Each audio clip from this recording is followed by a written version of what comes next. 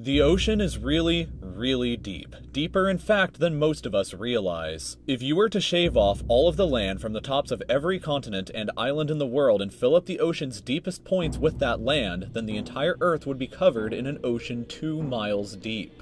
3/4 of our planet is already covered in water though, and it goes a lot deeper than just 2 miles. Let's start with a sense of scale. This dot right here is the size of an average human, this slightly larger dot is the size of an elephant, and this is the size of the largest ship ever built, the Knock Nevis. With that in mind, let's start going underwater and see what we find out. The first milestone is at 40 meters below the surface, which is the maximum depth allowed for recreational scuba diving. A little further down at 93 meters is where the wreck of the Lusitania was discovered, which is interesting because the Lusitania itself is 240 meters long, which means that it sank in water shallower than it is long, so if the ship was standing on its stern or bow, it would be sticking out of the water. Just slightly deeper than that, at 100 meters, is where diving can become seriously fatal if you're not careful because of decompression sickness. But that didn't stop a man named Herbert Nitsch to accomplish the free diving world record at a depth of 214 meters. This guy swam down to this level with just one single breath. But a little further down at 332 meters, we have the scuba diving world record, which was accomplished by another man named Ahmed Gabir. If he had swam down another 111 meters, then he would have reached the height of the Empire State Building if it was submerged underwater. And a little further than that, at 500 meters below the surface, we arrive at the maximum dive depth of blue whales, the largest creatures on the planet and also the limit of the US Seawolf class nuclear submarine. At 535 meters, we can witness the maximum dive depth of emperor penguins, and this is when we must bring up the intensity of water pressure. At this level below the surface, the water pressure exerted on a person, or the penguins, would be roughly equivalent to a polar bear standing on a quarter. So further down the depths, at 830 meters, would be the height of the Burj Khalifa in Dubai, the tallest building in the world. Once we hit 1,000 meters below the surface, we begin to enter the scary zone. Light from the surface can no longer reach beyond this point, so the rest of the ocean below is shrouded in permanent darkness. On top of that, the water pressure you would experience at this point would be about the same as if you were standing on the surface of the planet Venus, meaning that you would die very quickly. You would also meet the giant squid at this sea level if the water pressure didn't already kill you. At 1,280 meters, we reach the maximum depth dived to by the leatherback sea turtle, and further down at 1,828 meters, we would reach the deepest part of the Grand Canyon were it to be underwater with us.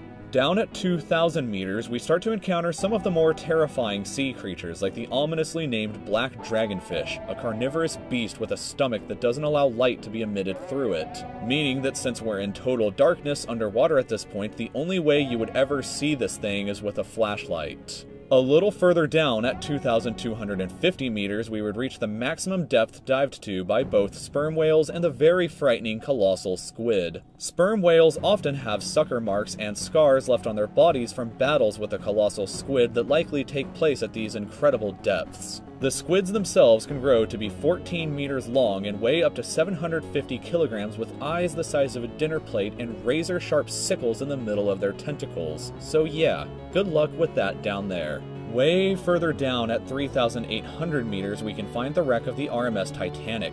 And a bit past that, at 4,000 meters, we start to enter the abyssal zone of the ocean. Water pressure is at an astonishing 11,000 pounds per square inch down here, and there are numerous strange, almost alien-like creatures that inhabit these depths, such as the fangtooth, anglerfish, and viperfish.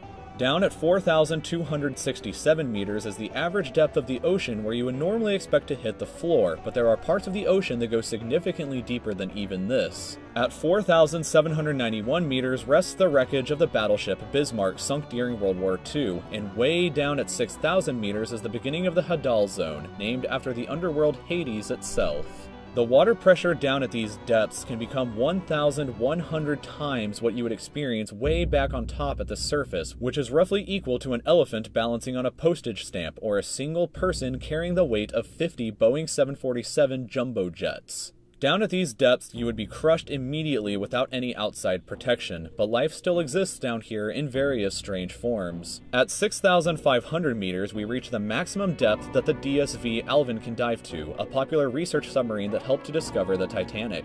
way further down at 8,848 meters below the surface, and we have arrived at the height of Mount Everest, were it to be upside down and placed underwater. And then, way further past even that, at 10,898 meters, we arrive at the depth reached by James Cameron in 2012 during the Deep Sea Challenger mission. The deepest point in the ocean yet reached by humans was back in 1960, though, when two men named Don Walsh and Jacques Piccard reached a depth of 10,916 meters using their Trieste submarine. It took them 5 hours to descend through the ocean to this depth, and they only stayed for 20 minutes before a window cracked and they began to resurface.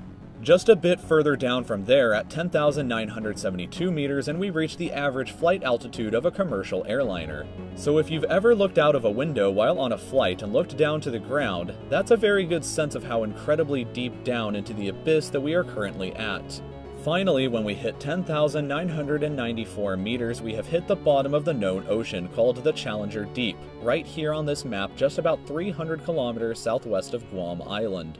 However, it is believed that there are almost certainly even deeper parts of the ocean than this that just haven't been discovered yet. It wasn't until 1997, after all, that the Sirena Deep was discovered with a depth of 10,732 meters, making it the second deepest known point in the ocean. It is estimated that only about 5% of the ocean's floor has been accurately mapped, leaving the other 95% to be currently a mystery. It may be only a matter of time before an even deeper part of our ocean is found, and who knows what we may discover there. So thank you for taking the time to watch this video. If you'd like to stay up to date with videos in the future just like this one, then you can subscribe to my channel by clicking here. And if you'd like to see some similar videos in the meantime, then there are some older videos over here on the left. Thank you again so much for watching this video, and we'll see you again next time.